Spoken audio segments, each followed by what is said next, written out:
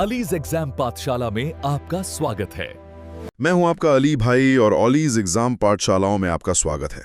आज के इस गहन विश्लेषण में एक बहुत ही स्पष्ट और महत्वपूर्ण मिशन है। आज हम राम सर की मैराथन क्लास का संपूर्ण निचोड़ प्रस्तुत करने जा रहे हैं, जिसका मुख्य विषय है यूपीएसआई मूल विधि गागर में सागर। बिल्कुल। और इसमें हम बीएनएस और बीएनएसएस दोनों को कवर करेंगे। हाँ, लक्ष्य बिल्कुल साफ है। वर्दी का सपना अब होगा साकार। तो सीधा पहली स्लाइड पर चलते हैं, जो इस पूरी मैराथन का एक शानदार परिचय देती है। इसमें स्पष्ट किया गया है कि हम बीएनएस के सबसे महत्वपूर्ण सवालों पर चर्चा करेंगे। हाँ, लेकिन असली कानूनी पेश जो है ना, वो दूसरी स्लाइड से शुरू होता है। यहाँ पहला प्रश्न सामने आता है। प्रश्न पढ़ता हूँ, भारतीय न्याय संहिता विधेयक लोकसभा में किस तिथि को पेश हुआ? ये बहुत ही क्रिटिकल तारीख है। बिल्कुल, तो इसके विकल्प हैं: ए 15 अगस्त 2023, बी 11 अगस्त 2023, सी 20 दिसंबर 2023 और डी 25 दिसंबर 2023। और इसका सही उत्तर है विकल्प बी 11 अगस्त 2023। सिर्फ तारीख रट लेना तो काफी नहीं है ना। जो रामबाण तथ्य यहाँ दिए गए हैं वो एक पूरी कहानी बयान करते हैं। 11 अगस्त को तो ये सिर्फ लोकसभा में पेश किया गया था। तो संसद से पारित होने और राष्ट्रपति द्वारा अधिनियमित होने की तारीख है? वो ऐतिहासिक तिथि है 25 दिसंबर 2023। और जो सबसे बड़ा मील का पत्थर है वो ये कि यह संहिता 1 जुलाई 2024 से पूरे देश में लागू हो चुकी है। परीक्षा की तैयारी करने वालों को इन तीनों तारीखों का अंदर पेश होना, अधिनियमित होना और लागू होना ये बिल्कुल साफ होना चाहिए। एकदम। और इसके अलावा अगर हम इस संहिता के पूरे ढांचे की बात करें तो इसमें कुल 20 अध्याय और 358 धाराएं शामिल हैं। ये साल 2023 का 45वां विधेयक था जिसे देश के गृह मंत्री अमित शाह द्वारा संसद के पटल पर रखा गया। संसद के पटल पर रखा गया, बिल्कुल। ये जो आंकड़े हैं ये सिर्फ संख्याएं नहीं है, ये हमारे पूरे आपराधिक न्याय तंत्र की नई नींव है। सही कहा। अब कानून कब बना और कैसे बना ये तो एकदम शीशे की तरह साफ हो गया, लेकिन कानून काम किस पर करता है? अपराध पर। और यही बात पीडीएफ की तीसरी स्लाइड में बहुत ही बेहतरीन तरीके से पूछी गई है। तो दूसरा प्रश्न क्या कहता है? प्रश्न 2 है, अपराध के आवश्यक तत्वों की संख्या कितनी है? इसके विकल्प हैं ए 3, बी 4, सी 5 या डी 6। और सही उत्तर है विकल्प बी 4। न्याय शास्त्र की दुनिया में इन 4 तत्वों के बिना तो मतलब अपराध की कल्पना भी नहीं की जा सकती। रामबाण तथ्य इन्हें बहुत अच्छे से स्पष्ट करते हैं। तो पहला तत्व कौन सा है? पहला तत्व है मानव या ह्यूमनी, मतलब कानून इंसानों के लिए बना है। किसी जानवर द्वारा किए गए नुकसान को इस श्रेणी में अपराध नहीं माना जा सकता। ऐसी बात है, किसी जानवर पर मुकदमा चलेगा नहीं। और दूसरा तत्व? दूसरा और शायद सबसे गहरा तत्व है दुराशय या आपराधिक मनःस्थिति, जिसे कानूनी भाषा या लैटिन में मेंस्ट्रिया कहा जाता है। मेंस्ट्रिया मतलब कोई काम करते वक्त व्यक्ति की नीयत खराब होनी चाहिए। बिल्कुल। तो इसका मतलब ये हुआ कि अगर बिना किसी बुरी नीयत, महज किसी दुर्भाग्यपूर्ण हादसे में कोई नुकसान हो जाए तो कानून से एक अलग चश्मे से देखता है। एकदम सही पकड़ा। और इसी से जुड़ता है हमारा तीसरा तत्व, जो है कार्य या एक्टर्स रियस। सिर्फ मन में किसी के बुरा सोचने से कोई अपराधी नहीं बन जाता। हाँ, उस बुरी नियत को अमली जामा पहनाने वाला कोई ठोस कृत्य, कोई एक्शन होना चाहिए। और चौथा और अंतिम तत्व है क्षति यानी इंजरी। और ये जो क्षति है इसका दायरा बहुत बड़ा है ना, ये सिर्फ शारीरिक चोट तक तो सीमित नहीं है। बिल्कुल नहीं, ये केवल शारीरिक चोट नहीं है, ये मानसिक नुकसान, संपत्ति का नुकसान या किसी की ख्याति मतलब इज्जत पर किया गया बात भी हो सकता है। और राम सर के तथ्य ये भी बताते हैं कि अपराध की पूरी परिभाषा बीएनएस की धारा 2, 4 और बीएनएसएस यानी भारतीय नागरिक सुरक्षा संहिता की धारा 2(1)(q) में स्पष्ट रूप से दर्ज है। धाराओं का ये सीधा संदर्भ याद रखना बहुत जरूरी है, ये परीक्षा में सीधे नंबर दिला सकता है। तो अपराध के बुनियादी सिद्धांतों को समझने के बाद अब उस धारा की ओर बढ़ते हैं जिसने हाल ही में पूरे देश का ध्यान अपनी ओर खींचा था। पीडीएफ की चौथी स्लाइड पर प्रश्न 3 इसी विवादित मुद्दे से जुड़ा है। ये बहुत दिलचस्प होने वाला है। प्रश्न है, बीएनएस की कौन सी धारा को छोड़कर संपूर्ण संहिता लागू हो चुकी है? विकल्प है ए 83, बी 106 सबसेक्शन 2, सी 85 या डी 101। सही उत्तर है विकल्प बी 106(2). ये वही मशहूर हिट एंड रन वाला मामला है ना। ये एक ऐसा ज्वलंत उदाहरण है जो दिखाता है कि कानून केवल कागजों पर नहीं चलता, उसे समाज की वास्तविकताओं का भी सामना करना पड़ता है। बिल्कुल। और रामबाण तथ्य बताते हैं ये धारा 106(2) में ये सख्त प्रावधान था कि यदि कोई दुर्घटना करके भागता है तो उसे 10 साल तक की जेल और भारी जुर्माने का सामना करना पड़ेगा। लेकिन हमने देखा कि पूरे देश में जो कमर्शियल ड्राइवर्स हैं उन्होंने इसका भारी विरोध किया। अगर हम उस विरोध का एक मनोवैज्ञानिक पहलू देखें जो कि तथ्यों पर आधारित है, तो ड्राइवर्स का तर्क था कि दुर्घटना के बाद अगर वे रुकते हैं तो उन्हें भीड़ के गुस्से या मॉब लिंचिंग का शिकार होना पड़ सकता है। हाँ, इसी जमीनी हकीकत को संज्ञान में लेते हुए सरकार ने इस विशेष धारा को फिलहाल लागू नहीं किया है। ये तथ्य बहुत ही रोचक है। और निष्पक्ष रूप से देखा जाए कानून बनाते समय हर वर्ग की सुरक्षा का ध्यान रखना पड़ता है। इसी स्लाइड में धारा 85 का भी संक्षेप में उल्लेख है जो पति या नातेदारों द्वारा क्रूरता से जुड़ी है। और धारा 101 जो हत्या की परिभाषा तय करती है कि दोनों ही समाज के बहुत संवेदनशील हिस्से हैं। और संवेदनाओं की बात करें तो समाज के सबसे कमजोर और सुरक्षित किए जाने वाले वर्ग की बात करना भी बहुत जरूरी हो जाता है। बिल्कुल, और यही हमारी अगली स्लाइड का केंद्र भी है। पीडीएफ की 5वीं स्लाइड सीधे इसी पर बढ़ा कर दी है। प्रश्न 4 है ईएनएस की किस धारा में नए तरीके से बालक यानी चाइल्ड को परिभाषित किया गया है? इसके विकल्प क्या है? विकल्प हैं ए 2, बी 2-3, सी 2-4 और डी 2-5। और इसका सही उत्तर है विकल्प बी 2-3। पुराने कानूनों में बालक की उम्र को लेकर अक्सर एक धुंधला सा रहता था। अलग अलग कानूनों में अलग उम्र थी, लेकिन यहाँ रामबाण तथ्य उस धुंधलाके को पूरी तरह साफ करते हैं। कैसे? क्या स्पष्ट किया गया है? बीएनएस की धारा 2-3 स्पष्ट रूप से स्थापित करती है कि 18 वर्ष से कम आयु का कोई भी व्यक्ति वो बालक कहलाएगा। अच्छा, मतलब अब एक सीधी रेखा खींच दी गई है। हाँ, ये इस नई संहिता में जोड़ा गया एक अत्यंत महत्वपूर्ण नया सेक्शन है। पहले न्यायिक प्रक्रिया में बहुत उलझन होती थी। ये स्पष्टता न्याय को गति देने में बहुत बड़ी भूमिका निभाएगी। लेकिन स्पष्टता की ये मुहिम सिर्फ उम्र तक सीमित नहीं है। इसने समाज के उस वर्ग को भी एक स्पष्ट पहचान दी है जो सदियों से हाशिए पर था।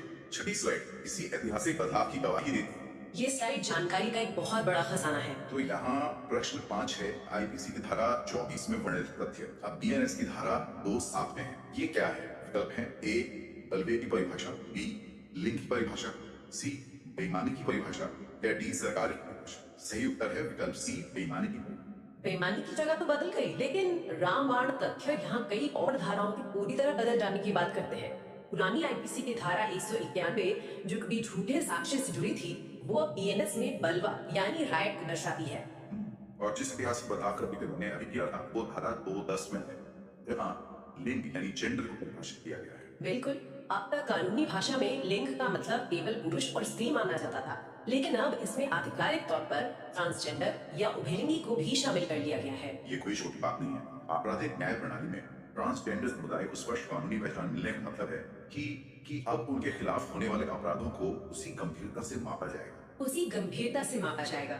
ये समाज के एक बहुत बड़े वर्ग को मुख्य धारा में लाने का कानूनी दस्तावेज है। इसके साथ ही तथ्य ये भी बता दें धारा 2-12 में सरकार को परिभाषित किया गया है, जिसमें राज्य और केंद्र दोनों शामिल हैं। उन नई परिभाषाओं ने पुराने शब्दों को नए जमाने के हिसाब से ढाला है। और अगर नए जमाने की बात हो रही है तो सबसे बड़ा बदलाव तो तकनीक में आया है ना। बिल्कुल सही कहा। और हमारी 7वीं स्लाइड सीधे इसी डिजिटल युग से बता प्रश्न 6 है बीएनएस की किस धारा में दस्तावेज यानी डॉक्यूमेंट्स को परिभाषित किया गया है? इसके विकल्प है ए 2-7, बी 2-8, सी 2-9 और डी 2-10। और सही उत्तर है विकल्प बी 2-8। एक वक्त था जब दस्तावेज का मतलब सिर्फ स्याही और कागज होता था, लेकिन रामबाण तथ्य इस परिभाषा के नए विस्तार को खोल कर रखते हैं। दस्तावेज का मूल अर्थ तो वही है कि किसी भी पदार्थ पर अंकों, अक्षरों या चिन्हों द्वारा वर्णित विषय। लेकिन इसमें नया क्या जोड़ा गया? सबसे खास और क्रांतिकारी बात जो इसमें जोड़ी गई है वो ये है कि अब इलेक्ट्रॉनिक या डिजिटल फॉर्मेट को भी पूरी तरह से दस्तावेज मान लिया गया है। ओहो, इस एक लाइन का असर बहुत विशाल है। इसका सीधा अर्थ ये हुआ कि सर्वर पर सेव किया गया कोई डेटा या मोबाइल में मौजूद व्हाट्सएप चैट की हिस्ट्री, कोई ईमेल या डिजिटल ट्रांजैक्शन का रिकॉर्ड, ये सब अब अदालत में एक पक्के दस्तावेज की तरह पेश किए जा सकते हैं। बिल्कुल, साइबर अपराधों की जांच करने वाले पुलिस अधिकारियों के लिए ये धारा एक बहुत बड़ा हथियार है। साथ ही इसी स्लाइड में तथ्य बताते हैं कि धारा 2-9 में कपटपूर्वक यानी फ्रॉडुलेंटली को भी परिभाषित किया गया है, जो आर्थिक अपराधों की जांच में बहुत काम आता है। जांच और अपराध की इस दुनिया में इरादे और नियत की बात बार बार उठती है और अगली स्लाइड इसी से जुड़े कुछ बहुत ही सूक्ष्म कानूनी पहलुओं पर रोशनी डालती है। डी 2-11, सी 2-12 या डी 2-13। जैसा कि हमने थोड़ी देर पहले जिक्र किया था, सही उत्तर विकल्प सी 2-12 है। लेकिन इस स्लाइड के रामबाण तथ्य बहुत ही गहरे मानवीय स्वभाव को छूते हैं। हाँ, तथ्य धारा 2-11 की व्याख्या करते हैं जो सद्भाव पूर्वक यानी गुड फेथ के बारे में है। कानून कहता है कि सद्भाव पूर्वक केवल वही कार्य माना जाएगा जो पूरी सम्यक सतर्कता और सावधानी के साथ किया गया हो। बिना सोचे समझे किए गए काम को आप सद्भाव का नाम देकर बच नहीं सकते। लेकिन जो सबसे दिलचस्प हिस्सा है वो धारा 2-13 में है। ये संशय यानी हार्बरिंग, सरल भाषा में कहें तो किसी अपराधी को शरण लेने से संबंधित। और यहीं पर राम सर का वो विशेष नोट आता है जो परीक्षा और वास्तविक जीवन दोनों के लिए बहुत महत्वपूर्ण है। कानून कहता है कि किसी अपराधी को छिपाना अपराध है, लेकिन इसमें एक बहुत बड़ा अपवाद है। वो अपवाद क्या है? पति या पत्नी एक दूसरे को शरण देने के दोषी नहीं माने जाते। ये कानून का एक बहुत ही दार्शनिक पहलू है। मतलब न्याय व्यवस्था ये मानती है कि वैवाहिक संबंध इतने प्रगाढ़ होते हैं, कोई व्यक्ति अपने जीवन संग को पुलिस के हवाले करने के बजाय उसे बचाने की स्वाभाविक मानवीय प्रवृत्ति दिखाए। बिल्कुल, कानून इंसान से इंसानियत के खिलाफ जाने की उम्मीद नहीं कर सकता।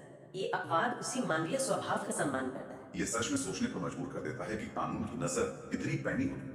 अब 9वीं स्लाइड की तरफ मुड़ते हैं, जहां कानून की सबसे अहम परिभाषा पूछी गई है। प्रश्न 8, बीएनएस की कौन सी धारा में अपराध यानी ऑफेंस को परिभाषित किया गया है? विकल्प हैं ए 24, बी 25, सी 228 या डी 230। इसका सटीक उत्तर है विकल्प ए 24। और यहाँ रामबाण तथ्य एक ऐसा कॉन्सेप्ट सामने लाते हैं जिसे समझना थोड़ा तकनीकी है लेकिन बहुत जरूरी है। धारा 25 में लोप यानी ओमिशन की बात की गई है। लोप मतलब किसी चीज का ना होना। हाँ, अक्सर लोगों को लगता है कि अपराध सिर्फ कुछ करने से होता है, लेकिन लोक का सिद्धांत बताता है कि किसी ऐसे कार्य को ना करना जिसे करने के लिए आप कानूनी रूप से बाध्य हैं, वो भी उतना ही बड़ा अपराध है। सिर्फ उदाहरण से समझते हैं। मान लीजिए एक पुलिस अधिकारी ड्यूटी पर है और उसके सामने कोई गंभीर अपराध हो रहा है, लेकिन वो जानबूझकर कुछ नहीं करता और चुपचाप खड़ा है। एकदम सटीक उदाहरण। उसने खुद तो किसी को नहीं मारा, लेकिन अपनी कानूनी जिम्मेदारी पूरी ना करके उसने एक अपराध किया है। यही लोप है।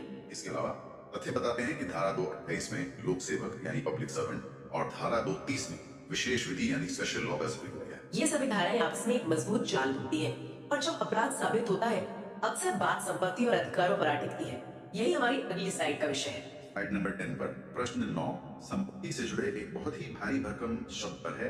प्रश्न है, आईपीसी की धारा 30 का वर्णन बीएनएस की धारा 231 में है, वह क्या है? विकल्प हैं ए वसीयत, बी मूल्यवान प्रतिभूति, सी महिला और डी सदोष अभिलाष। सही उत्तर है विकल्प बी मूल्यवान प्रतिभूति या वैल्यूएबल सिक्योरिटी। ये शब्द मूल्यवान प्रतिभूति अदालतों में बहुत गूंजता है। रामबाण तथ्य इसे कैसे स्पष्ट करते हैं? ये कोई भी ऐसा दस्तावेज है जिसके जरिए कोई कानूनी अधिकार पैदा होता हो, बढ़ता हो, ट्रांसफर होता हो या खत्म होता हो। राम सर ने एक बहुत ही व्यवहारिक बात बताई है कि इस शब्द का जिक्र दहेज की परिभाषा में भी बहुत प्रमुखता से होता है। हाँ, क्योंकि दहेज के मामलों में अक्सर संपत्ति के अधिकार हस्तांतरित करने का दबाव होता है। इसी स्लाइड में कुछ और बेहद जरूरी धाराएं समेटी गई है ना? बिल्कुल। धारा 234 वसीयत की बात करती है। धारा 235 में महिला की परिभाषा दी गई है, जिसका अर्थ है किसी भी आयु की नारी। ये इसलिए अहम है ताकि नवजात बच्ची या एक बुजुर्ग महिला के खिलाफ हुए अपराध को भी कानून समान गंभीरता से ले। और वहीं धारा 236 और 237 में सदोष अभिलाभ यानी रॉन्गफुल गेन और सदोष हानि यानी रॉन्गफुल लॉस को समझाया गया है। मतलब किसी और के हक का नुकसान करके खुद को गैर कानूनी तरीके से फायदा पहुंचाना। और जब ऐसे अपराधों को अंजाम देने के लिए कई लोग एक साथ मिलते हैं तो कानून किस तरह काम करता है, ये हमारी अगली स्लाइड में एक बहुत ही रोचक के साथ समझाया गया है। 11वीं स्लाइड पर परीक्षा की तैयारी करने वालों के लिए किसी खजाने से कम नहीं है। प्रश्न 10 है, बीएनएस की धारा 3.5 में इसको परिभाषित किया गया है। विकल्प हैं ए दंड, बी सामान्य आशय, सी साधारण अपवाद या डी इनमें से कोई नहीं। सही उत्तर है विकल्प बी सामान्य आशय या कॉमन इंटेंशन। ये विषय आपराधिक न्याय प्रणाली की रीढ़ की हड्डी है। रामबाण तथ्य याद दिलाते हैं कि जो पहले आईपीसी की अत्यंत महत्वपूर्ण धारा 34 हुआ करती थी, वो अब बीएनएस की धारा 3.5 बन गई है। तो ये सामान्य आशय का सिद्धांत आखिर है क्या? सिद्धांत ये है कि जब कई लोग मिलकर किसी एक पूर्व निर्धारित योजना के तहत कोई अपराध करते हैं, तो हर एक व्यक्ति उस पूरे अपराध के लिए उतना ही जिम्मेदार माना जाता है मानो वह कृत्य उसने अकेले ही किया हो। और इसे याद रखने के लिए राम सर ने जो रामबाण ट्रिक दी है वो लाजवाब है। उन्होंने धारा 3 और 5 को जोड़कर एक कहावत बनाई है, सादा 3-5 मत कर मेरी बात से सहमति बना। सहमति बना, यहाँ सहमति बनाना ही सामान्य आशय को दर्शाता है। परीक्षा के भारी दबाव के बीच जब धाराएं दिमाग से फिसलने लगती हैं, तब ऐसी देसी ट्रिक्स ही असली सहारा बनती हैं। अब अपराध होने के बाद जो अगला कदम होता है वो है न्याय और सजा, और यही पर बीएनएस ने भारत के कानूनी इतिहास का सबसे बड़ा बदलाव किया। 12वीं स्लाइड हमें इसी बदलाव के रूबरू कराती है। प्रश्न कह रहा है, दंड के कितने प्रकारों का वर्णन बीएनएस में किया गया है? ए 4, E 5, C 6 और D 10। सही उत्तर है विकल्प सी 6। रामबाण तथ्य धारा 4 का विस्तार से विश्लेषण करते हैं, जिसमें ये 6 प्रकार के दंड शामिल हैं। पहला है मृत्यु दंड। दूसरा आजीवन कारावास, तीसरा है कारावास जो सादा भी हो सकता है और कठोर भी। और चौथा माना, पांचवा है संपत्ति की जब्ती। लेकिन जो छठा प्रकार है उसने तो पूरी व्यवस्था का नजरिया ही बदल दिया है, और वो है सामुदायिक सेवा या कम्युनिटी सर्विस। ये सचमुच एक क्रांतिकारी कदम है। अक्सर देखा जाता था कि छोटे मोटे अपराधों के लिए भी लोगों को जेल भेज दिया जाता था, जहाँ वे पक्के अपराधियों के संपर्क में आकर और बिगड़ जाते थे। अब न्यायालय के पास ये विकल्प है कि वो अपराधी से समाज की भलाई का कोई काम करवाए। ये सजा कम और सुधार ज्यादा है। बिल्कुल। रामबाण तथ्य ये भी स्पष्ट करते हैं कि इस सामुदायिक सेवा की आधिकारिक परिभाषा बीएनएसएस की धारा 23 में दी गई है। न्याय को केवल कठोर नहीं बल्कि अनुपातिक भी होना चाहिए। अनुपातिक मतलब अपराध के अनुपात में ही सजा तय होनी चाहिए, और दंड के इसी गणित को अगली स्लाइड में बहुत सटीकता से समझाया गया है। तो स्लाइड नंबर 13 पर क्या है? प्रश्न 12 पूछता है, यदि अपराध केवल जुर्माने से दंडनीय है और जुर्माना 5,000 रुपए तक है, तो जुर्माना ना देने पर अधिकतम जेल कितनी होगी? विकल्प है ए 2 महीने, बी 4 महीने, सी 1 साल या डी इनमें से कोई नहीं। सही उत्तर है विकल्प ए, 2 महीने। रामबाण तथ्य इसे धारा 8(5) के संदर्भ में समझाते हैं। यह एक बहुत ही स्पष्ट स्लैब सिस्टम है। कानून यह सुनिश्चित करना चाहता है कि जुर्माना न भर पाने के कारण कोई गरीब व्यक्ति अनंत काल तक जेल में न सड़े। तो नियम क्या कहते हैं? नियम कहता है कि यदि जुर्माना 5,000 रुपए तक है और अपराधी उसे चुका नहीं पाता है तो उसे अधिकतम 2 महीने की जेल होगी। 10,000 तक के जुर्माने पर अधिकतम 4 महीने की सजा का प्रावधान है, और अगर जुर्माना 10,000 से अधिक है तो अधिकतम 1 साल की जेल हो सकती है। यह अनुपातिक न्याय का एक बेहतरीन उदाहरण है। और अब हम इस मैराथन पीडीएफ के पहले भाग के अंतिम हिस्से की ओर बढ़ रहे हैं। स्लाइड 14 पर प्रश्न 13 है, बीएनएस की कौन सी धारा एकांत परिरोध यानी सॉलिटरी कन्फाइनमेंट को परिभाषित करती है? इसके विकल्प हैं A11, B12, C13 और D इनमें से कोई नहीं। सही उत्तर है विकल्प ए 11। एकांत परिरोध मतलब किसी इंसान को दुनिया से पूरी तरह काट देना। ये आपराधिक न्याय प्रणाली में दी जाने वाली सबसे खौफनाक और सख्त सजाओं में से एक है। रामबाण तथ्य ये बिल्कुल स्पष्ट करते हैं कि यह सजा मनमाने ढंग से नहीं दी जा सकती। एकदम सही। ये केवल कठोर कारावास की स्थिति में, और वो भी न्यायालय के विशेष आदेश पर ही लागू की जा सकती है। इंसान एक सामाजिक प्राणी है और लगातार एकांत उसके मानसिक संतुलन को पूरी तरह नष्ट कर सकता है। और शायद इसीलिए इस पर बहुत सख्त पाबंदियां भी लगाई गई, तथ्यों में विस्तार से बताइए। एकांत परिरोध की कुल अवधि किसी भी स्थिति में 3 महीने से अधिक नहीं हो सकती। इसके अलावा धारा 12 के नियम ये तय करते हैं कि कैदी को एक बार में अधिकतम 14 दिन ही एकांत में रखा जा सकता है, और यदि सजा लंबी है तो 1 महीने के भीतर अधिकतम 7 दिन ही व्यक्ति को एकांत परिरोध में रखा जा सकता है। ये नियम साबित करता है कि कानून कठोर जरूर है, लेकिन वो अमानवीय नहीं हो सकता। बिल्कुल, न्याय का उद्देश्य व्यवस्था बनाए रखना है, क्रूरता फैलाना नहीं। और इसी विचार के साथ इस पीडीएफ का पहला भाग संपन्न होता है। सही कहा। जो 14वां प्रश्न है वो मैं MCQ की फॉर्म में बोल रहा हूं, ध्यान दीजिएगा। बीएनएस की धारा 21 किसे परिभाषित करती है? विकल्प ए 7 साल से कम आयु के शिशु का कार्य, विकल्प बी 7 साल से अधिक किंतु 12 साल से कम आयु के शिशु का कार्य, विकल्प सी विकृत चित्त व्यक्ति का कार्य, या फिर विकल्प डी मत्तता यानी नशे में किया गया कार्य। तो इसका जो सही उत्तर पीडीएफ में मार्क है वह है विकल्प बी। हाँ, विकल्प बी। अब देखिए, इसे मास्टर नोट से थोड़ा गहराई में समझते हैं। रामसर ने इसमें 4 प्रमुख धाराओं का विश्लेषण किया है। सबसे पहले आती है धारा 20, जो 7 वर्ष से कम उम्र के बच्चे के लिए है। एग्जैक्टली। लॉ की भाषा में इसे डॉली इन कैपेक्स कहते हैं। मतलब कानून ये मानकर चलता है कि 7 साल से कम उम्र का बच्चा अपराध करने में पूरी तरह से अक्षम है। उसमें तो कोई समझ ही नहीं होती। बिल्कुल, उसके अंदर कोई आपराधिक मंशा पनप ही नहीं सकती। लेकिन जो हमारा सवाल था, धारा 21 वो 7 से 12 साल के बच्चों पर लागू होती है। इसे डॉली कैपेक्स कहते हैं। मतलब यहाँ बच्चा समझदार हो भी सकता है और नहीं भी। हाँ, यहाँ सब कुछ उस बच्चे की समझ पर निर्भर करता है। कोर्ट ये देखता है कि क्या उस बच्चे में मेंस रिया यानी आपराधिक मंशा थी, क्या वो इतना मैच्योर था कि अपने काम का अंजाम समझ सके। ये बहुत अहम पॉइंट है। मतलब अगर कोई 10 साल का बच्चा कोई गंभीर काम कर दे तो सीधे उसे सजा नहीं मिलेगी, पहले उसकी मानसिक क्षमता जांची जाएगी। एकदम सही। इसके अलावा नोट्स में धारा 22 का भी जिक्र है, जो विकृत चित्त यानी पागल इंसान के कार्य से जुड़ी है। क्योंकि उन्हें भी अपने कृत्य की प्रकृति का भान नहीं होता। हाँ, इसलिए कानून उन्हें बचाव देता है।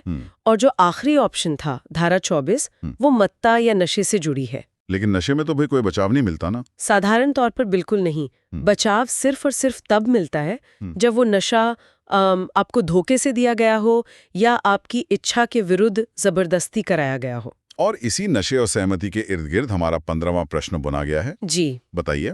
प्रश्न है, भारतीय न्याय संहिता के अनुसार कौन सा निष्कर्ष सही है? पहला निष्कर्ष, मुक्केबाजी में सहमति से गंभीर चोट पहुंचाना अपराध नहीं है। और दूसरा निष्कर्ष, अपनी मर्जी से नशे में की गई हत्या अपराध नहीं है। मैं बता दूं कि रामसर के नोट्स के अनुसार ये दोनों ही निष्कर्ष पूरी तरह गलत हैं। दोनों गलत हैं? बिल्कुल। देखिए, खेल में जो सहमति दी जाती है वो खेल के नियमों के तहत लगने वाली चोट के लिए होती है। वो कंसेंट आपको हत्या करने या गंभीर चोट, जिसे ग्रीवियस हॉर्ट कहते हैं, वो पहुंचाने का लाइसेंस नहीं देती। हाँ, कोई मुक्केबाजी के अखाड़े में जान ले ली की छूट थोड़ी दे रहा है। सही कहा। और जहां तक दूसरे निष्कर्ष की बात है, स्वयं यानी वॉलंटरी किए गए नशे की हालत में किया गया कोई भी अपराध क्षम्य नहीं है। कानून इसमें कोई ढील नहीं देता। मतलब अगर खुद पी है तो पूरी जिम्मेदारी आपकी है, पूरी तरह से अपराध माना जाएगा वो। ये क्लैरिटी बहुत जरूरी है। अब आते हैं 16वें प्रश्न पर, जो प्राइवेट प्रतिरक्षा यानी प्राइवेट डिफेंस से जुड़ा है। एमसीक्यू इस तरह है, प्राइवेट प्रतिरक्षा का अधिकार बीएनएस की किस धारा में है? विकल्प हैं ए धारा 33, बी धारा 34, सी धारा 35 या डी धारा 36। और इसका सही जवाब है बी यानी धारा 34। और यहाँ रामसर के नोट में एक बहुत ही सख्त हिदायत लिखी है। कौन सी हिदायत? यही कि एग्जाम में भूलकर भी धारा 33 पर टिक मत लगाना। जो प्राइवेट डिफेंस का मूल अधिकार है वो धारा 34 से ही जन्म लेता है। अच्छा, तो फिर धारा 35 में क्या है? धारा 35 आपको अधिकार देती है कि आप अपने शरीर और संपत्ति के साथ साथ किसी दूसरे व्यक्ति के शरीर और संपत्ति की भी रक्षा कर सकते हैं। मतलब सिर्फ खुद को नहीं, दूसरों को भी बचा सकते हैं। हाँ, लेकिन इन सब में जो सबसे दिलचस्प धारा है वो है धारा 38। धारा 38, इसमें वो 7 विशेष परिस्थितियां हैं ना? बिल्कुल। सामान्य तौर पर कानून किसी की जान लेने की इजाजत नहीं देता, लेकिन धारा 38 में वो 7 कंडीशंस बताई गई हैं जहां शरीर की रक्षा में आप हमलावर की मृत्यु तक कारित कर सकते हैं। जैसे अगर कोई तेजाब से हमला करने की कोशिश कर रहा हो। हाँ, एसिड अटैक हो या अपहरण का प्रयास हो रहा हो, जहां आपको लगे कि आपकी जान जा सकती है, वहां बचाव में हमलावर की जान लेना अपराध नहीं है। ये एक बहुत ही सशक्त अधिकार है। तो ये तो हुआ हमारा पहला सेक्शन। अब हम बढ़ते हैं सेक्शन 2 की तरफ, जो है दुष्प्रेरण और आपराधिक षड्यंत्र यानी अबेटमेंट एंड कंस्पिरेसी। जी। तो पीडीएफ का प्रश्न 17 है, बीएनएस की धारा 45 में वर्णित दुष्प्रेरण किन प्रकारों से किया जा सकता है? पहला, उकसाकर यानी इंस्टिगेशन। दूसरा, षड्यंत्र करके कंस्पिरेसी। और तीसरा, सहायता करके यानी एड। और इसका सही जवाब है? जी, इसका सही उत्तर है 1, 2 और 3, यानी ये तीनों ही सही हैं। राम सर के नोट्स एकदम स्पष्ट करते हैं कि दुष्प्रेरण केवल इन्हीं 3 तरीकों से होता है, या तो आप किसी को भड़काएं, या साजिश रचें, या मदद करें। लेकिन इसमें एक बहुत ही रोचक कॉन्सेप्ट है, अवैध लोप। अवैध लोप मतलब इलीगल ओमिशन। हाँ, कई बार कुछ न करना भी अपराध में मदद करना बन जाता है। इसका कोई उदाहरण देकर समझाइए। जैसे मान लीजिए एक पुलिस वाला है, उसकी ड्यूटी है अपराधी को रोकना, लेकिन वो जानबूझकर किसी अपराधी को भागने से नहीं रोकता। उसने सक्रिय रूप से कोई मदद नहीं की, पर अपना फर्ज भी तो नहीं निभाया। बिल्कुल, अपना कर्तव्य न निभाकर उसने जो लोप किया है वो अवैध है और इसे भी सहायता करना ही माना जाएगा। बहुत ही बेहतरीन उदाहरण है ये। अब इसी से जुड़ा हमारा 18वां प्रश्न है, यदि बीएनएस में किसी अपराध के दुष्प्रेरण का दंड अलग से वर्णित नहीं है तो दुष्प्रेरक को क्या दंड मिलेगा? ऑप्शंस क्या हैं इसके? विकल्प ए आधे दंड से, बी 1/4 दंड से, सी अपराध के समान दंड से, या डी 2/3 दंड से। और इसका सही जवाब है सी अपराध के समान दंड से। इसे ऐसे समझिए, अगर आपने किसी को उकसाया और उसने वो अपराध कर दिया, लेकिन बीएनएस में उस उकसावे की अलग से कोई सजा नहीं लिखी है, हाँ। तो जो मुख्य अपराधी है उसको जो सजा मिलेगी दुष्प्रेरक यानी उकसाने वाले को भी बिल्कुल वही सजा मिलेगी। यानी जो पर्दे के पीछे से मास्टरमाइंड है वो भी उतना ही नपेगा। एकदम सही। कानून मास्टरमाइंड को कोई रियायत नहीं देता। अच्छा, लेकिन तब क्या होगा जब किसी को उकसाया जाए पर वो अपराध करे ही ना? यही हमारा प्रश्न 19 है। यदि कोई व्यक्ति कारावास से दंडनीय अपराध का दुष्प्रेरण करता है लेकिन अपराध न हुआ हो तो उसे क्या दंड मिलेगा? तो इसका उत्तर है अधिकतम सजा की अवधि का 1/4 हिस्सा। हाँ, पीडीएफ में भी ऑप्शन ए ही मांगता है, अधिकतम सजा का 1/4। लेकिन यह मास्टर नोट्स में एक बहुत ही तकनीकी पहलू पर प्रकाश डाला गया है। ये जो 1/4 सजा है, ये सामान्य व्यक्ति के लिए है। और अगर लोक सेवक हो तो? अगर कोई पब्लिक सर्वेंट यानी लोक सेवक ऐसा करता है तो उसे अधिकतम सजा का आधा हिस्सा मिलेगा। आधा? मतलब पब्लिक सर्वेंट के लिए सजा ज्यादा है? क्योंकि उन पर समाज की सुरक्षा की जिम्मेदारी ज्यादा होती है। अगर रक्षक ही ऐसा करेगा तो कानून उसे दुगुनी सजा देगा। ये तो बहुत लॉजिकल है। और इसमें एक नोट भी था कि अगर सजा आजीवन कारावास की हो तो कैसे कैलकुलेट करेंगे? हाँ, धारा 6 के अनुसार ऐसे मामलों में आजीवन कारावास की गणना 20 वर्ष मानी जाती है, तो उसका 1/4 या आधा निकाला जाएगा। चलिए, गणित भी समझ आ गया। अब आते हैं प्रश्न 20 पर। आपराधिक षड्यंत्र यानी क्रिमिनल कॉन्स्पिरेसी को बीएनएस की किस धारा में परिभाषित किया गया है? विकल्प हैं ए धारा 61, बी धारा 62, सी धारा 63 या डी धारा 64। और सही उत्तर है ए धारा 61। बिल्कुल सही। राम सर के नोट से अगर धाराओं का वर्गीकरण देखें तो धारा 61 के उपखंड 1 यानी स्टी 1(1) में आपराधिक षड्यंत्र की परिभाषा है और स्टी 1(2) में इसका दंड है। और बाकी की जो धाराएं हैं 63 और 64 वो यहाँ प्रासंगिक क्यों नहीं है? क्योंकि वो महिलाओं के खिलाफ होने वाले अपराधों से जुड़ी हैं, जो कि हमारा अगला सेक्शन भी है। तो बिना देरी किए सेक्शन 3 पर चलते हैं। महिलाओं के खिलाफ अपराध, ये हिस्सा बहुत ही संवेदनशील है। जी। प्रश्न 21 है, बीएनएस की कौन सी धारा में बलात्कार यानी रेप को परिभाषित किया गया है? इसका सही विकल्प ए है धारा 63। ये हर नागरिक को जानना चाहिए। हाँ। जो परिभाषा पुराने कानून यानी आईपीसी की धारा 375 में हुआ करती थी, वो अब बीएनएस की धारा 63 में आ गई है। और इसमें वो 7 विशेष परिस्थितियां शामिल हैं जो परिभाषा तय करती हैं। हाँ, और धारा 64 में इसका दंड है, हाँ। जो कि न्यूनतम 10 वर्ष से लेकर आजीवन कारावास और साथ में जुर्माना है। पीडीएफ का अगला सवाल प्रश्न 22 इसी से जुड़ा है। बीएनएस की कौन सी धारा पृथक्करण यानी सेपरेशन के दौरान पति द्वारा पत्नी के साथ इंटरकोर्स को दंडनीय बनाती है? सही विकल्प बी है धारा 67। यहाँ रामसर के नोट्स में जो अन्य महत्वपूर्ण धाराओं की तुलना की गई है, वो बहुत शानदार है। जैसे धारा 65 जो उन मामलों के लिए है जहाँ पीड़िता की आयु 16 वर्ष से कम हो। और धारा 67 तो सेपरेशन के दौरान अपराध के लिए हो गई। जी, लेकिन आज के समय में धारा 69 बहुत चर्चा में रहती है। वो झूठे झांसे वाली? बिल्कुल। प्रवंचनापूर्ण साधन जैसे नौकरी का लालच देकर या शादी का झूठा झांसा देकर शारीरिक संबंध बनाना, इसमें 10 साल की सजा का प्रावधान है। और धारा 70? वो गैंग रेप यानी सामूहिक बलात्कार से संबंधित है। कानून ने वाकई एक बहुत मजबूत घेरा बनाया है। प्रश्न 23 भी इसी सुरक्षा को लेकर है। बलात्कार आदि अपराधों में पीड़िता की पहचान यानी आइडेंटिटी उजागर करने पर दंड का प्रावधान किस धारा में? और इसका सही विकल्प है धारा 72। जी, ऑप्शन ए धारा 72। मास्टर नोट स्पष्ट करता है कि पहचान उजागर करना एक बहुत ही गंभीर अपराध है।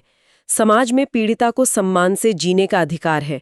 अगर कोई ये नियम तोड़ता है तो उसकी सजा 2 वर्ष की जेल है। और इसी से जुड़ी कुछ और धाराएं भी है ना पीडीएफ में? हाँ, धारा 74 जो लज्जा भंग से जुड़ी है और धारा 78 जो पीछा करने या स्टॉकिंग को दंडनीय बनाती है। अब आते हैं 24वें प्रश्न पर। दहेज मृत्यु जो पहले आईपीसी 304 में वर्णित थी, अब बीएनएस की किस धारा में शामिल है? सही विकल्प है ए धारा 80। इस धारा को लागू करने के लिए मास्टर नोट्स में एक बहुत महत्वपूर्ण शर्त समझाई गई है। ये शर्त ये है कि महिला की मृत्यु शादी के 7 वर्ष के भीतर होनी चाहिए। 7 साल वाली शर्त अभी भी कायम है। हाँ, और अगर ये साबित होता है तो दंड धारा 80 के उपखंड 2 के तहत दिया जाता है, जो न्यूनतम 7 वर्ष से लेकर अधिकतम आजीवन कारावास तक है। विवाह से ही जुड़ा हमारा 25वां प्रश्न है द्वे विवाह पर।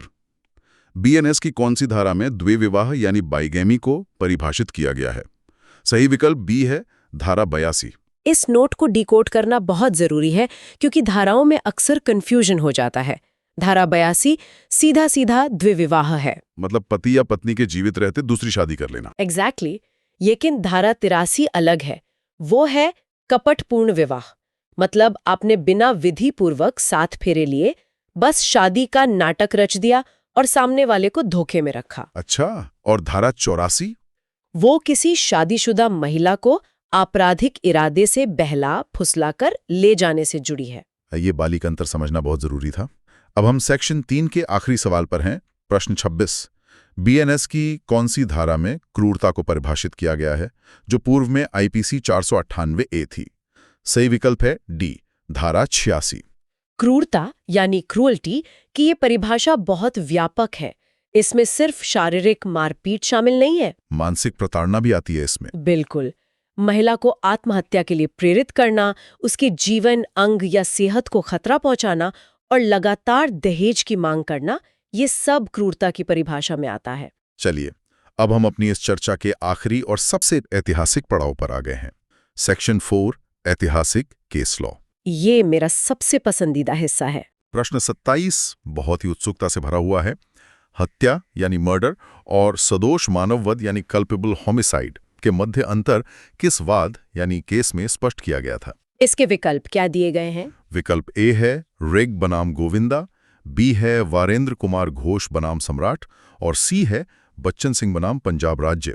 सही विकल्प है ए, रेग बनाम गोविंदा। राम सर के मास्टर नोट्स में इन तीनों ऐतिहासिक मुकदमों का जो गहन विश्लेषण है वो हर लॉ स्टूडेंट को पता होना चाहिए। तो रेग बनाम गोविंदा में क्या तय हुआ था? इसी केस ने वो मील का पत्थर रखा जहां हत्या और सदोष मानव वध में एक बहुत ही महीन रेखा खींची गई। दोनों में जान जाती है, लेकिन इंटेंशन, नॉलेज और हालात क्या थे उसके आधार पर अंतर स्पष्ट किया गया था। और जो दूसरा ऑप्शन था वारेंद्र कुमार घोष, वो क्या था? ये मामला सामान्य आशय यानी कॉमन इंटेंशन से जुड़ा है। इसे इतिहास में पोस्टमास्टर मर्डरवाद के रूप में जाना जाता है। मतलब अगर कोई बाहर खड़े होकर सिर्फ पहरा दे रहा है तब भी वो उतना ही दोषी है। बिल्कुल। अगर आप योजना का हिस्सा है और मौके पर मौजूद है तो आप ये कह के नहीं बच सकते कि गोली मैंने नहीं चलाई। और तीसरा नाम था बच्चन सिंह बनाम पंजाब राज्य। ये सीधे तौर पर मृत्यु दंड से जुड़ा है। इसी केस में सुप्रीम कोर्ट ने विरल से विरलतम यानी रेयरेस्ट ऑफ रेयर मामलों का सिद्धांत स्थापित किया था कि फांसी की सजा हर दूसरे मामले में नहीं दी जा सकती। एकदम सही। सिर्फ उन दुर्लभ मामलों में जहां अपराध इतना विभत्स हो कि वो समाज की अंतरात्मा को झकझोर दे। तो भाई ये थे राम सर की पीडीएफ के प्रश्न 14 से लेकर 27 तक, लाइन दर लाइन। अगर हम पूरी चर्चा का सार निकालें तो आज हमने सामान्य बचावों से लेकर महिलाओं के खिलाफ अपराध और ऐतिहासिक फैसलों तक का एक लंबा सफर तय किया है। और ये सब एमसीक्यूज के फॉर्मेट में कवर किया। जी, और मैं यही कहूंगी कि ये सारी जानकारी केवल परीक्षा पास करने के लिए नहीं है, बल्कि एक जागरूक नागरिक बनने के लिए भी बहुत महत्वपूर्ण है। कानून की समझ होना सबके लिए जरूरी है। आपने बिल्कुल सही कहा। कानून को जानना अपने अधिकारों का जानना है। और चलते चलते जो लोग इस मैराथन से जुड़े हैं उनके लिए मैं एक विचारणीय प्रश्न छोड़ना चाहूंगा। जी बताइए। देखिए, कानून हमेशा समाज के साथ बदलता है। आज हम बीएनएस पढ़ रहे हैं, लेकिन जरा सोचिए, भविष्य में जब एआई यानी आर्टिफिशियल इंटेलिजेंस द्वारा कोई ऐसा कृत्य होगा जो बीएनएस के तहत अपराध है, तो उसकी सजा किसे मिलेगी? उस मशीन को या उस मशीन को बनाने वाले को? इस पर विचार कीजिएगा। ये वाकई सोचने वाली बात है। तकनीक और कानून का भविष्य। जय हिंद, जय भारत।